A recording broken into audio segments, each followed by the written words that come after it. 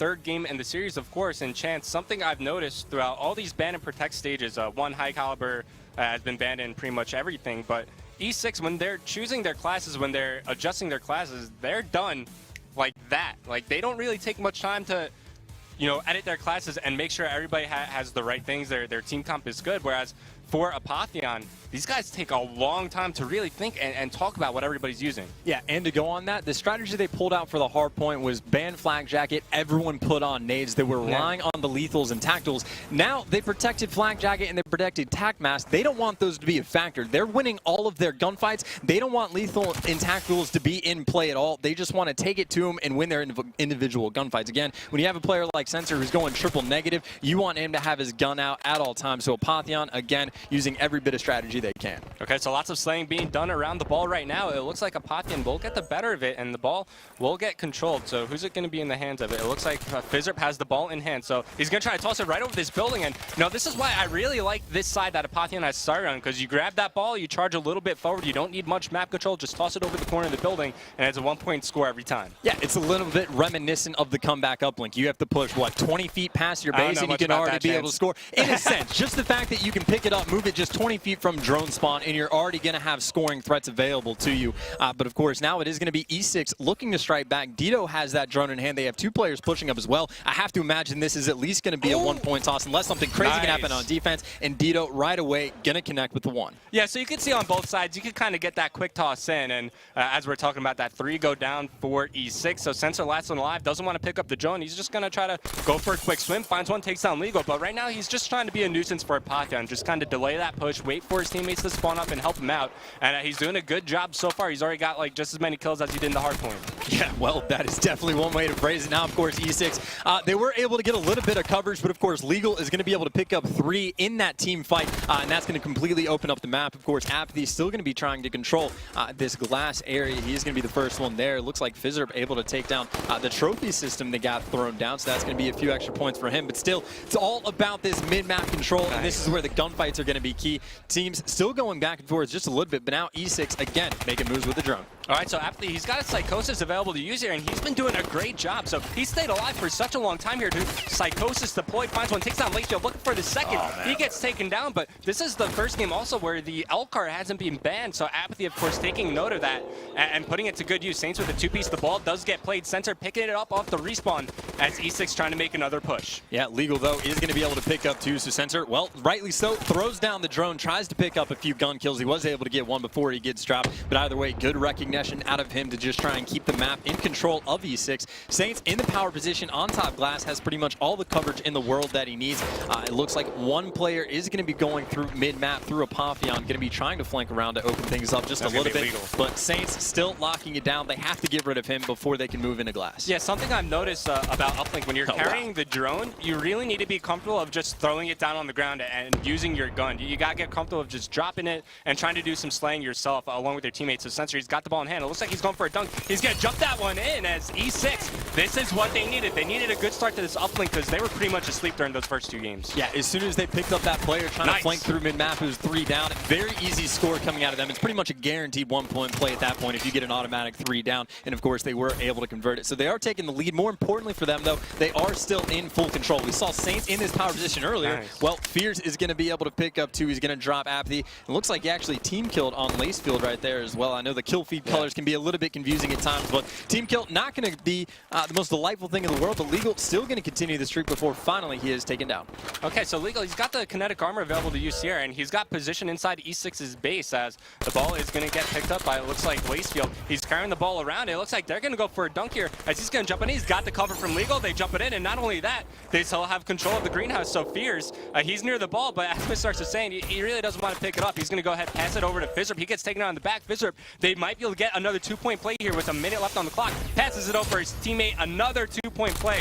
Great teamwork from Apotheon. Of course, though, E6, there is going to be a player. Well, there was a player trying to set up for the flank. He's going to get taken down. So still Apotheon in control. You see Lacefield is going to be one of the players pushed farther up past this mid-map area, and Apotheon is going to have another opportunity. They have 47 seconds left to try and make something happen. Of course, they're going to be in good position to do so, though. Saints and Apathy each able to to win their gunfights. It looks like E6 might be defensive on the stand, but then Fizzerb able to pick up 3. Of course, Dito's still going to be there. The player, though, with the drone, going to jump straight under him. Dito, though, able to take him out and picks up the drone. Yeah, and Fizzerb, he's got score streaks to use. He's got a Cerberus, he's got a Hellstorm, a Lightning Strike as well, but no, you don't want to call it. Only 30 seconds remaining, just wait. And Saints is even going to use his sight here just on the defensive end, as it looks like he's going to be able to clean up a few players. And once there's one more round, that's going to be legal. Easy kill for Saints. And E6, they have enough time here to maybe make one more push. Saints is going off right now with the sight.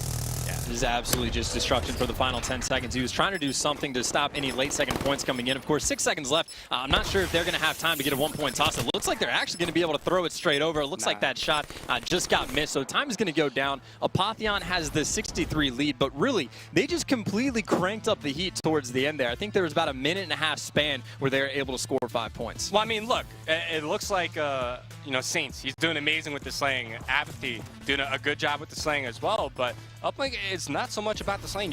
You're presented with these opportunities to score, and you got to capitalize on that, and that's exactly what Apotheon did. In that first half, they had 2 opportunities to get dunks, and they capitalized on both opportunities. Yeah, I need to go over to Fizzerb because he's got these streaks to use. Yeah, I was just about to say, this is going to be a situation perfect for Apotheon. Not only do they have twice the score of their opponent, but Fizzerb is just going to be in absolute perfect condition just to start destroying them. He has a Cerberus whenever he wants to throw that down. And then, of course, your Lightning and Hellstorm, those are going to be the perfect streaks to use just to make the stops later on.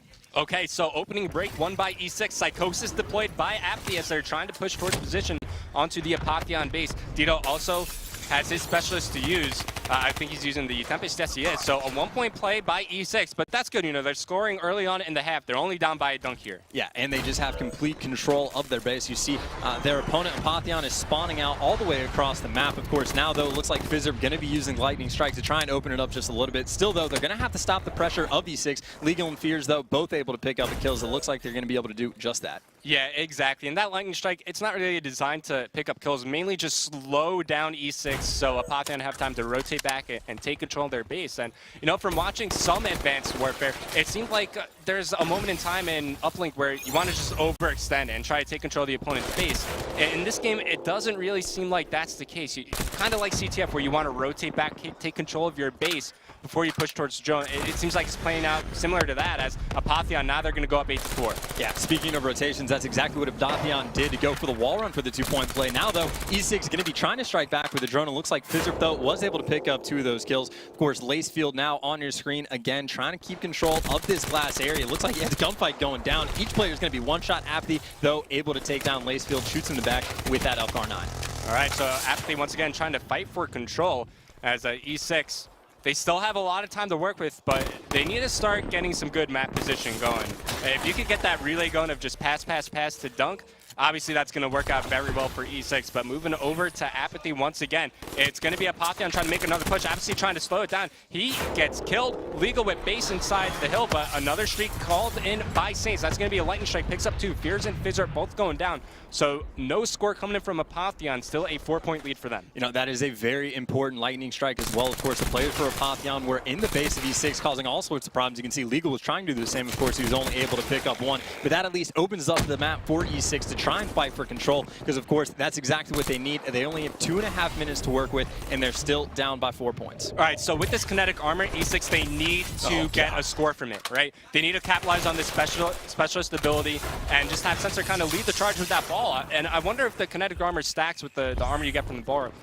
Either way, if he has someone with the ball, he could just use it to just try and support. But Fizzerb, he gets 2 kills in the kill feed there as the ball is getting pushed all the way around. It's going to be Legal carrying this. Check this out. On the wall run, makes it over to the helipad, moves in for the dunk, and he's going to get it with that. Gets his kinetic armor as well. He gets taken down, but this is looking very good for Apotheon, now up by 6 points. I love what we're seeing out of them in Uplink as well. E6 on the side that they were previously on, they were only pushing it straight towards the portal to get points. We've seen Apotheon score in multiple ways. Going the rotations, the wall run around the right side of the map. They hit the wall run on the left side of the map, catching the rotations when they stop it on the defensive stand, and they've pushed up straight on normal. So Apotheon mixing up the ways that they're scoring on this map, and E6 just does not have an answer. Yeah, also Apotheon, they're doing a great job of just just in general slowing down every single push E6 tries to make.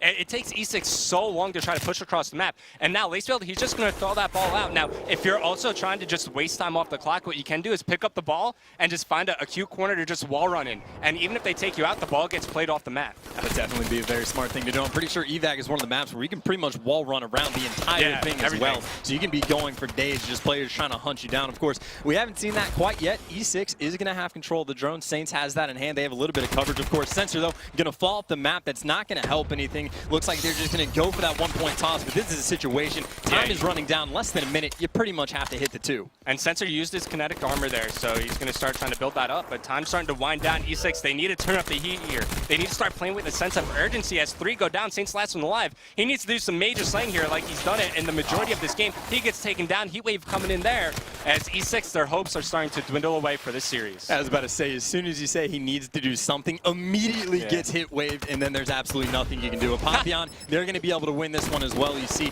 Fizzerb actually pass that to his teammate just to watch him die. Yeah, right. But either way, time is running down. Apotheon, it seems like they're just more prepared for this tournament. The S&D by a landslide, but even here in the uplink, again, they were scoring in so many different ways, and E6 didn't have an answer. Look, better teamwork. Clearly, Apotheon were the better prepared team for this series, and there you go. That is going to do it. Take a look at the stats. I mean, really, there wasn't really a whole lot of slaying done by Apotheon. It was quite even across the board. Just when it came to those opportunities to score, Apotheon capitalized on it every single time. Yeah, absolutely, making things work for them. You know, interesting first match we see at this lane as well. We see a lot of different strategies coming out with the bans and protects. Even the specialists were becoming a factor at one point. But again, Apotheon looking pretty good. Mr. X and Maven, tell us what you got.